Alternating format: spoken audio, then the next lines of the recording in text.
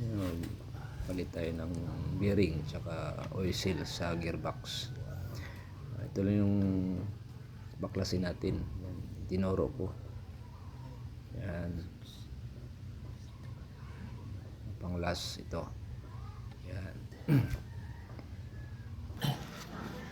Yan, nakuha ko na yung mga bolt. Tanggalin ko na lang. Oh. Mabilis na lang yan. Tapos konting pukpok. Yan, tanggal ko na. Yun, yung sira. Ito yung sira. Sira na yung ano niya, bearing niya. Tsaka yung oil seal. Sira na rin. Dito tumatagos yung oil. Yan dyan. Sira na yung oil seal. Yan, tingnan nyo. Sira na. Pagtanggal naman yan mga boss. Ang pagtanggal niyan, ganun yung screw, flat screw. Yan. Dandan lang. Tapos pag maluwag na, pwede nyo nang kamayin. Ayun.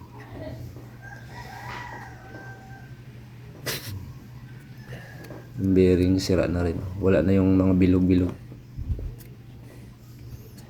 Meron pa pero yung iba nawawala na. Hindi na sana eh.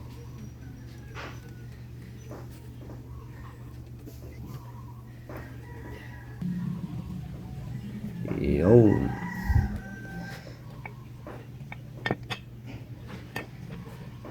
Tanggal ko na. Ang pagtanggal dyan, pukpok lang ng konti. Yan. Dandahanin yung pagpukpok para hindi masira yung ano niya, bilog niya. Yan. Sira na talaga. Bearing niya.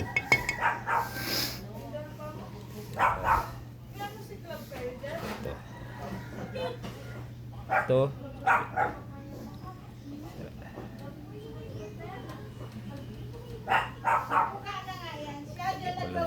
Ang alam ko 6205 o 6502 yung butas, yung ano niyan, ang number niyan 6502 o 6205 ganun. Sa ano yan, sa Honda Click gearbox, bearing tsaka oil seal sira.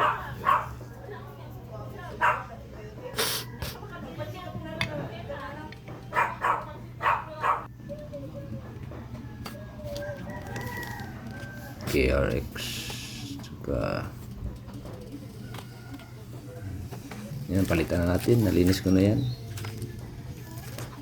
Palitan na natin. Ang pagpalit niyan, dahan-dahan lang din para hindi masira yung bilog. Siyempre lagyan nyo muna ng pampadulas para ganda yung ano niya, hindi kayo masahirapan pag magkabit.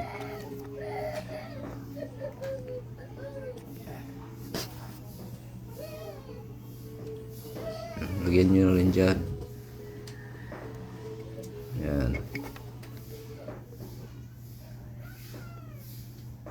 Tapos dandahan lang din pukpok. Yun, lagay ko na. Tapos lagay ko naman yung oil seal. Pantay nyo lang dyan sa ano, oil seal, pantay nyo lang.